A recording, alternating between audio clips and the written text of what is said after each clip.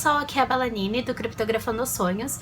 Primeiro, desculpa a cara horrível, sem maquiagem, sem nada, mas eu acabei de ler esse livro aqui, que chegou no Scooby, como vocês viram, é do Alessandro Davenia, Branco como Leite, Vermelho como Sangue. É um livro jovem adulto e assim, por mais que não seja um livro que eu fale, nossa, é um dos meus preferidos, eu gostei de algumas passagens dele, gostei de analisar por um outro ângulo que não fosse de uma garota de 16 anos, que eu já fui um dia. Porque na verdade eu fiquei pensando muito nos meus pensamentos aos 16, como a gente amadurece, e é isso que vai acontecer no livro. A gente vai ver uma série de amadurecimentos entre os personagens, principalmente o principal, que é o Leonardo, o Léo, que é quem conta a história. E o Léo, ele tem 16 anos, ele tá no liceu, o liceu, que é o liceu lá na Itália, é diferente, é como se fosse o colegial, só que lá na Itália você tem escolhas, então vamos supor, você pode fazer a parte, um liceu voltado só pra matemática, como você pode fazer um liceu clássico, que tem coisas como filosofia, história, geografia, tipos diferentes, não é como aqui, que a gente estuda tudo embaralhado. Lá você é separado pelas matérias que você gosta e que você tem a pretensão de fazer pra faculdade, caso você vá pro ensino superior. O Léo, ele tá no liceu clássico, então ele tem aulas de história, de filosofia, de religião. O Léo, ele é um moleque, ele é literalmente um moleque de 16 anos, que a vida dele é uma vida patética, normal, do tipo muito alienado, e pensa apenas na escola. Na escola ele nem pensa tanto, na verdade, porque ele detesta a escola, porque pra ele estudar é uma grande porcaria. Ele tá fazendo esse liceu clássico porque os pais falaram que era uma boa ideia fazer o liceu clássico. Só que o Leonardo, pra ele, tipo, tanto fez como tanto faz, ele tá nem aí. O que ele gosta é futebol e uma menina que se chama Beatriz. Ele tem uma melhor amiga, Silvia, mas o amor da vida dele, além do futebol, é a Beatriz. E a Beatriz é uma menina ruiva, dos olhos verdes, e ele admira muito a Beatriz, ele é apaixonado por ela. Se você falar, cara, Bela, você ficou pensando num monte de coisa, num enredo totalmente idiota de um moleque que é apaixonado por uma Beatriz. Eu vou ser muito sincera, no começo do livro eu achei um saco, porque o Léo, ele é totalmente imaturo. Só que a gente descobre ao decorrer do enredo que a Beatriz, ela tá doente, ela tá com leucemia, e é quando dá um estalo no Léo e ele acorda pra vida. Além do Léo acordar pra vida por causa da Beatriz, ele vai ter um professor substituto, que vai acabar sendo professor de tempo integral, o Sonhador, porque ele dá esse apelido nesse professor, porque esse professor, ele é de filosofia e história, então ele fala palavras bonitas, ele fala sempre com muito amor, muita paixão pelo que ele faz, e esse Sonhador é quem vai começar a confrontar o Léo e vai tirar o Léo dessa casquinha, né, de ignorância, junto com a Beatriz, que não tem noção do que ela tá fazendo pelo Léo. E aí, ao decorrer do livro, o Léo, na verdade, ele vai acabar crescendo, ele vai acabar amadurecendo por conta da Beatriz e por conta do Sonhador. E uma das coisas que eu gostei do livro, e aí eu vou tentar sair um pouco do enredo e tentar explicar por que eu gostei. Primeira coisa, amadurecimento de personagem, porque é uma coisa que em um jovem adulto eu acho primordial. Porque se a gente parar pra pensar, ao começo a gente acha que é uma besteira, que é um moleque idiota que só pensa em futebol e que acha que a escola é uma bosta. Cara, aos 16 a gente odiava a escola, a gente odiava estudar, a gente achava que era uma porcaria e a gente não usaria absolutamente nada disso. E uma das coisas que o Sonhador vai confrontar o Léo vai ser com relação ao futuro, com relação aos sonhos. Que todo mundo tem um sonho e a gente tem que persistir nesse sonho, a gente tem que correr atrás. E por muitas vezes o Léo vai questionar que esse sonho, que no caso é ficar com a Beatriz, é algo totalmente impossível, que ele nunca vai conseguir, que é algo inalcançável, porque sempre dá uma merda no momento que ele tá pra se declarar pra Beatriz, ou que ele vai gritar ao mundo que ele ama a Beatriz, sempre acontece alguma coisa muito ruim. E aí o Sonhador vai falar que na verdade os sonhos são exatamente assim, e que na verdade a gente vai ter mesmo essas dificuldades, porque é justamente pra gente ter mais força ainda pra lutar a favor dele e pra realizá-lo, e que se não fosse sonho não seria tão difícil. E o Léo vai entender essas palavras, ele vai demorar pra entender, da mesma forma que ele vai confrontar muito essa coisa de vida, morte e Deus. Uma coisa interessante que o Léo faz, ele descreve descreve sentimentos e pensamentos através das cores. E logo no começo ele fala que ele odeia a cor branca, porque branco quer dizer algo muito ruim, como por exemplo quando você faz uma prova e ela tá em branco, ou como dar um branco na hora de você fazer alguma dissertação. O branco sempre é algo vazio, sempre é algo ruim, algo que você não pensa, que fica lá vazio na sua cabeça. E por outro lado, a paixão, o romance, o amor, ele é vermelho, porque vermelho é amor, vermelho é sangue, vermelho é paixão.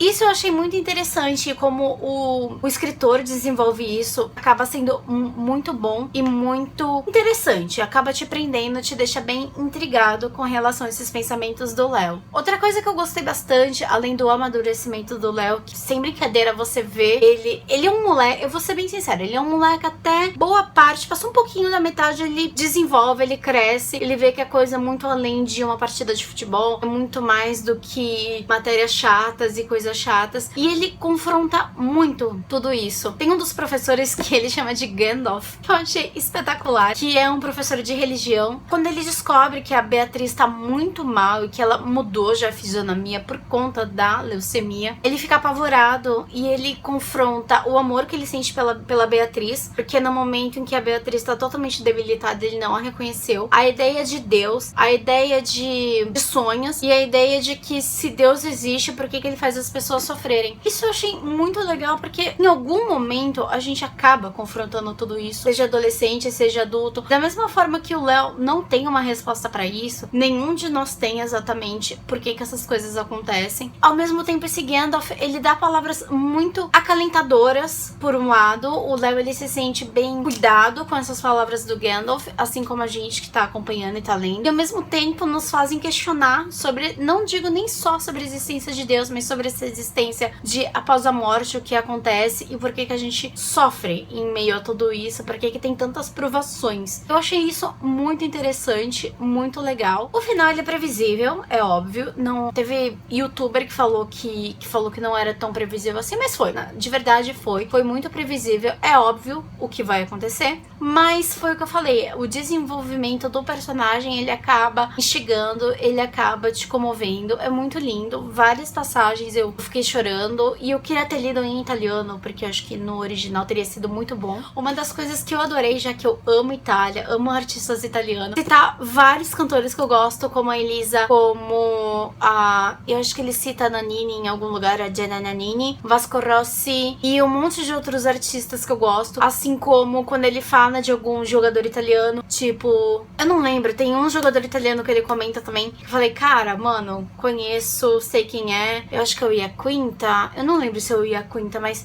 eu acho que é ele, mas eu não tenho certeza. Eu achei isso muito legal, então assim, eu acabei gostando, porque foi mais um pouquinho da cultura italiana dentro do livro, que eu achei muito legal. Eu acho que pra quem é adolescente, mesmo eu como adulta, você se sente um pouco afastada dessa realidade nesse sentido, porque é um padrão muito diferente de ensino. E aí, se a gente vai comparar, lá na Itália é muito melhor o ensino, no sentido que, primeiro, você no suposto colegial, você já vai estar indo pra área que você quer. Você tem aulas como religião, por mais que às vezes seja questionável. Você tem filosofia, você tem história. Todas essas informações, sociologia, antropologia, você acaba juntando elas no teu currículo acadêmico. Então, os professores, eles vão balancear o que você tá vendo numa matéria com outra. O mesmo professor vai te dar aula de duas matérias. O que ele tá dando numa matéria vai complementar a outra. Isso, eu fiquei muito pensando, falei, cara, aqui no Brasil não é assim. E eles passam boa parte do tempo na escola estudando, eles também é período integral, então, cara, eles estão lá às 7 da manhã, 8, e eles saem às 3 da tarde, o que, gente, deve ser, assim, um mundaréu de ensino, assim, sensacional. E aí eu fiquei questionando, cara, quer dizer, mesmo com um ensino tão foda quanto esse, que você já é preparado pra questionar, pra pensar, pra sair da concha, adolescente babaca em todo mundo, independente de ser no Brasil, independente de ser na Itália, independente de ser nos Estados Unidos, continua sendo um idiota, que pra você forçar um jovem a sair da concha e ele a parar de repetir o que ele vê nos livros, em cadernos, como é difícil você fazer um jovem sair dessa bolha da ignorância, e isso eu achei, tipo, muito legal. Então, assim, no final das contas, eu gostei por causa disso, eu gostei porque eu achei isso muito real e muito verdadeiro. Então, e essa parte, falei, cara, realmente, nós nós fomos assim. Adolescente, por mais que pense algumas coisas, ainda é muito fechado em muitas outras e repete muito o que papai e mamãe falam e o que os amiguinhos falam e o que a mídia fala. E eu achei muito bom. Uma outra parte que eu achei muito interessante é em relação a Silvia, que a Silvia ela gosta de pintar. E o Léo fala que ela pinta de uma forma maravilhosa, que você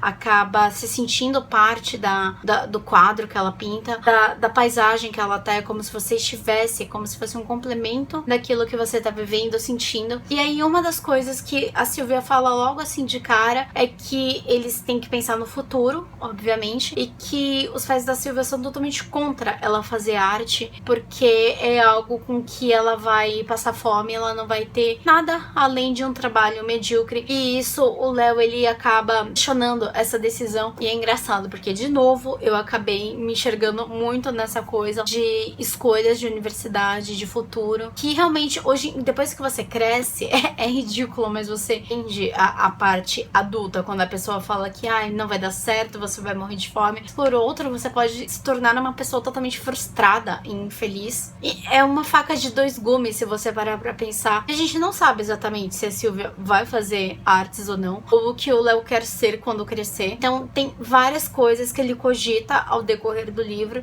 da mesma forma que a Silvia cogita se ela deve ou não fazer arte por conta dos pais. Então é uma coisa que eu gostei bastante, eu achei muito interessante. E ao mesmo tempo a gente vai ter o sonhador. O sonhador vai mostrar que tem escolhas que a gente faz que não agradam as pessoas que a gente conhece, e que isso desencadeia não só uma mágoa entre as pessoas, como a chance de você perder o que você tinha com essa pessoa e não poder reatar esse erro, não poder reparar esse erro, que a vida tem dessas de separar as pessoas e você não poder mais conversar ou pedir desculpas ou tentar se explicar. Então, nesse quesito eu achei muito bom. Não é a melhor escrita do mundo? Não é. Talvez porque eu tenha lido em português, então algumas vezes eu ficava, mano, tá muito estranho traduzido. E eu quero mesmo pegar no original, eu quero ler, talvez seja melhor no original. Porque, eu não sei, a pessoa, pelo menos pra mim, a tradução pareceu muito mecânica, muito... Não sei, não soa tão bom quanto no original, com certeza. Mas, em si, a ideia é muito boa. Todas essas coisas boas, esses pontos positivos, fazem valer a pena você ler. Então, leia